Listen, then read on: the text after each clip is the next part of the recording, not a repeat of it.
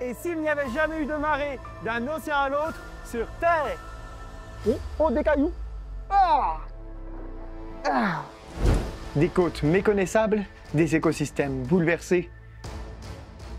Mais en plus d'un chamboulement dans les océans, on peut s'attendre à des modifications inquiétantes du climat terrestre, voire une mise en danger de notre champ magnétique. Quant aux journées et aux nuits, attendez-vous à ce qu'elles durent 2 à 4 fois moins longtemps. Bienvenue dans Et si dans un autre univers, l'émission qui se permet, en toute modestie, d'étirer les lois du réel pour vous proposer des univers alternatifs palpitants. Palpitants comme mon fidèle caméraman Photon, toujours très enthousiaste de m'accompagner au cœur des environnements les plus hostiles.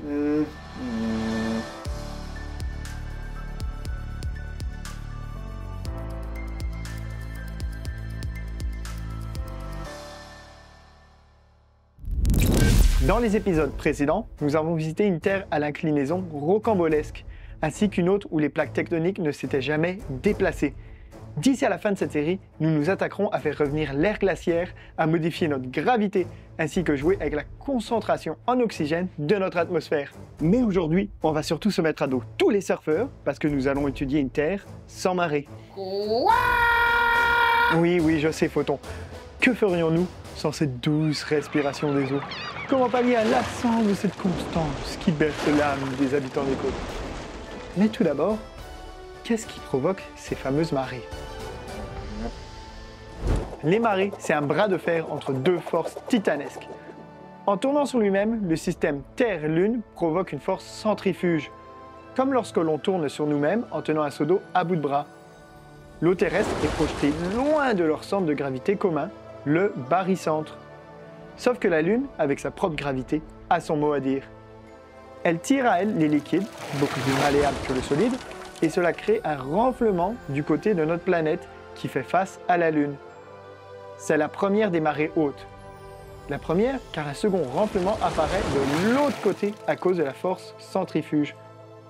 Pourquoi? Eh bien, il faut imaginer la force centrifuge comme une rebelle qui n'en fait qu'à sa tête. La Lune attire l'eau vers elle, mais sur les côtés du globe, sa gravité diminue. À ces endroits, la force centrifuge aimerait bien causer des renflements. Mais ni sa force ni celle de la Lune ne dominent, donc on y observe des marées basses. Mais du côté de la Terre opposée à la Lune, la gravité de celle-ci est si basse que la force centrifuge l'emporte et peut enfin provoquer son renflement bien à elle, une seconde marée haute. Le Soleil, lui, tente bien de participer du mieux qu'il peut, mais à cause de sa distance, son influence est 2 fois moindre que celle de la Lune. Le nombre de marées est donc très précis. Puisque la Terre tourne sur elle-même en 24 heures, chaque région côtière traverse généralement 2 marées hautes et 2 marées basses par cycle. Mais nous voulons réduire ce chiffre à 0. 0 marée haute, 0 marée basse et 0 surfeur. Enfin, pour cela, il faudrait retirer l'un des deux fautifs. Et pour la Lune, c'est pas trop difficile. Oupsie! La théorie la plus répandue, c'est qu'elle s'est formée suite à une collision entre la Terre et une autre planète, Theia. Donc, il nous suffit de faire en sorte que la collision ait été bien plus violente pour complètement faire voler en éclats notre satellite.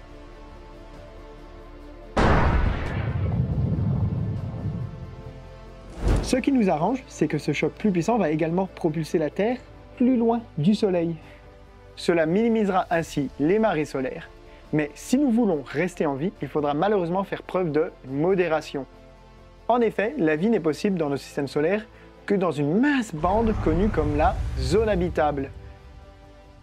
Pour vous donner une idée, la Terre se trouve à 1 unité astronomique du Soleil, et cette zone se situe entre 0,95 et 1,7 unités astronomiques. Qu'on est chanceux, hein? Quelques kilomètres de moins et ça sentait la soupe chaude. Bref, on va étirer l'élastique et dire que la Terre a été repoussée à environ 1,5 unités, ce qui est environ la distance de Mars. Donc on va la tasser un petit peu comme ça, et voilà! Grâce à une formule cubique qui lie la distance à la force des marées, et bien sûr que je connais par cœur, on peut calculer qu'à cette distance, la force de marée solaire sera environ 3 fois plus faible. Mais comme la marée lunaire est environ 2,5 fois plus forte que la marée solaire, on divise, on est au carré, je multiplie par mon salaire, je divise par celui de Photon, et on en arrive à une force totale des marées qui serait approximativement 7 à 8 fois plus faible que dans notre réalité. Modification des paramètres de l'univers. La sauce prend. Juste rajouter Sarah avant d'oublier, et on va aller voir à quoi ressemble cette nouvelle réalité. Votre nouvelle Terre est prête. Une force 7 à 8 fois plus faible, c'est beaucoup. Au Bas-Saint-Laurent, les marées atteignent dans notre réalité une amplitude de 3 à 5 mètres. Mais dans cet univers, celle-ci ne fait pas plus de 40 à 70 cm. Autrement dit, les marées n'ont pas complètement disparu sur Terre. Mais dans beaucoup d'endroits, c'est tout comme. Certaines configurations géographiques amplifient localement ces phénomènes, comme dans la baie de Fundy où les marées atteignent des hauteurs spectaculaires. Si le voisinage de Sarah semble un tantinet différent, c'est que sa maison est désormais plus loin de la côte, et que celle-ci nous apparaît méconnaissable. Ça, c'est parce que sans marée, l'érosion côtière a été considérablement réduite, et ce, depuis des milliards d'années. Cette différence a eu des conséquences géologiques majeures sur le long terme. Dans cette réalité, les contours des continents ont été moins remodelés, conservant des formes plus brutes. Les zones intertidales, ces espaces entre marée haute et marée basse, sont beaucoup moins étendus, réduisant drastiquement les habitats côtiers, si riches en biodiversité. Les crabes, les moules, les algues et les autres organismes qui peuplent ces zones se sont adaptés aux autres habitats, ou n'ont jamais vu le jour.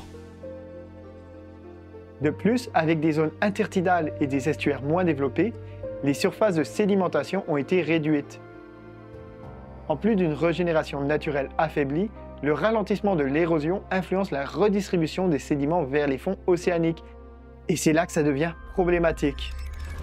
Et oui, parce que cela a un impact sur les formations des bassins sédimentaires et même sur la dynamique des plaques tectoniques à long terme. Et si vous ne savez pas ce que ça fait de jouer avec les plaques tectoniques, je vous recommande notre épisode précédent. J'y ai complètement arrêté le mouvement des plaques, c'était très amusant. Bref, les sédiments, décidément, pourquoi c'est important? Les sédiments, ce sont des particules qui flottent dans l'eau et qui finissent par se déposer sur les fonds marins. Ils jouent un rôle clé dans les transferts et le stockage de plusieurs éléments importants, influençant la composition chimique des océans et fournissant des nutriments essentiels à la vie marine. Puisque la remise en suspension des sédiments durant les cycles tidiaux, c'est-à-dire le cycle d'une marée entre son point le plus haut et le plus bas, libère des nutriments essentiels à la croissance des espèces, c'est facile d'imaginer l'hécatombe en cas de perturbation. À cela s'ajoutent les courants. On connaît les effets négatifs de l'érosion, mais les courants de marée, par leur érosion des embouchures des estuaires, limitent l'envasement qui pourrait nuire à la libre circulation des eaux. Ces courants, en transportant les sédiments le long des côtes, équilibrent érosion et dépôt. Un équilibre que l'on vient de briser et qui aura des conséquences jusque sur notre champ magnétique. Mais tout d'abord, nous devons nous pencher sur le mélange vertical, car cela va impacter le climat de la Terre entière. Dans les océans, les eaux de surface et les eaux profondes s'échangent notamment par diffusion et par convection. Ce processus, c'est le mélange vertical et il est crucial pour distribuer les nutriments et les gaz dissous, mais également la chaleur, eau chaude, eau froide. Le mélange vertical influence le climat global de notre planète et puisque les marées génèrent 50% du mélange vertical océanique, sans marée, il serait fortement réduit. Même sans marée, le vent, la convection thermique et certains courants contribuent encore au mélange vertical, mais de façon beaucoup moins efficace, surtout dans les zones tropicales et subtropicales où la stratification est forte. Tout d'abord, si les eaux chaudes de la surface et les eaux froides des profondeurs se mélangeaient moins, cela limiterait la dissipation de la chaleur vers les profondeurs, provoquant en retour une surchauffe plus rapide et plus intense de la surface océanique. Une diminution de la capacité des océans à stocker la chaleur amplifierait le réchauffement climatique global. Les échanges thermiques entre l'océan et l'atmosphère seraient modifiés, entraînant des changements climatiques régionaux comme globaux. La Terre verrait la naissance d'extrêmes climatiques bien plus instables. Ensuite, c'est le phytoplancton qui passerait un sale quart d'heure, car une moindre remontée des nutriments limiterait leur croissance. Outre les chamboulements dans la chaîne alimentaire, cela provoquerait une baisse de l'oxygénation des profondeurs, contribuant à des zones de désoxygénation, voire à une diminution de l'oxygène de notre Terre tout entière. Mais bon, la Terre en a vu des réchauffements climatiques ou des périodes de climat extrêmes. Quant à l'oxygène, les alpinistes ici sont bien habitués. Allons, cesse de trembloter, Photon.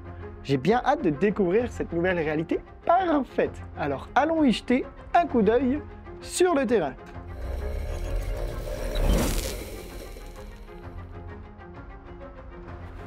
Déjà nuit, courte journée dis donc. C'est que j'avais oublié de mentionner, les marées impactent la durée des jours sur Terre. Lorsque la Terre fait sa rotation sur elle-même, sa vitesse transporte les océans avec elle. La Lune, elle, tourne moins vite, ce qui fait que lorsqu'elle veut attirer les océans avec sa gravité, elle ralentit la Terre par la même occasion. La vitesse de rotation de la Terre ralentit si bien que la durée d'un cycle de 24 heures augmente de 2,3 millisecondes par siècle en moyenne. À l'époque des dinosaures, les jours faisaient 23 heures. Mais dans cet univers alternatif, la Terre a conservé la vitesse rapide de ses premiers jours. Des estimations démontrent que sans Lune, notre cycle durerait aujourd'hui 10 à 19h30. Mais à l'origine, la Terre tournait même si vite que notre cycle durait 6 heures. Avec une distance accrue au Soleil, on peut donc supposer que les jours ici durent de 6 à 10 heures. Mais plus inquiétant encore pour cette Terre alternative, les marées ne se limitent pas aux océans.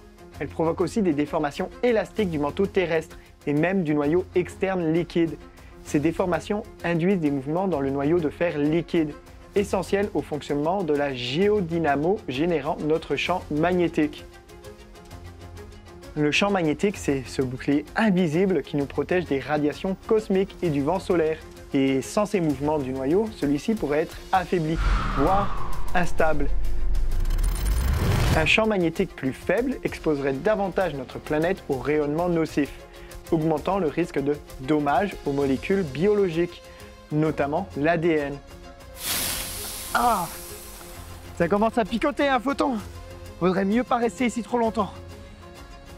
Ouais, Sarah peut se débrouiller toute seule, hein? Bon, ne dramatisons pas trop quand même. Le champ magnétique terrestre existe depuis au moins 3,7 milliards d'années. Des variations et des périodes d'affaiblissement, voire même d'inversion, il en a connu. Et cela n'a pas empêché l'apparition et l'évolution de la vie. Ainsi, même un champ magnétique plus faible n'aurait probablement pas empêché la vie de se développer. Toutefois, l'évolution aurait peut-être favorisé des adaptations biologiques spécifiques. Espérons seulement que les humains auraient fait partie des espèces à évoluer comme il le faut. La vie n'étant pas en danger, l'humanité s'est développée sensiblement de la même manière. Sarah, elle, aime toujours la plage, la pêche, la soupe aux fruits de mer. Par contre, sans zone tidale, son assiette est un chouïa différent. Heureusement pour tous les amateurs, les crabes et les homards pêchés dans l'Est proviennent d'eau profonde et existent donc toujours. Bon appétit! En conclusion, une Terre sans Lune aurait peut-être ralenti ou limité le développement de la vie complexe en réduisant le brassage océanique, la productivité biologique et la diversité des habitats côtiers, mais sans l'empêcher complètement. Enfin, une réalité alternative où rien de gravissime ne se produit. Quoique, sans vagues, pour surfer, cette version de la Terre, faut-elle vraiment la peine d'y vivre? Je me doutais bien que tu n'approuverais pas, Photon.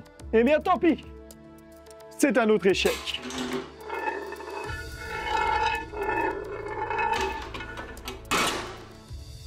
Tous ces changements soulèvent néanmoins un sujet intéressant. Nous sommes le diablement dépendants de la protection de notre champ magnétique. Alors vous savez quoi? Dans le prochain épisode, nous testerons ce qu'il adviendrait d'une Terre où la magnétosphère laisse passer des radiations.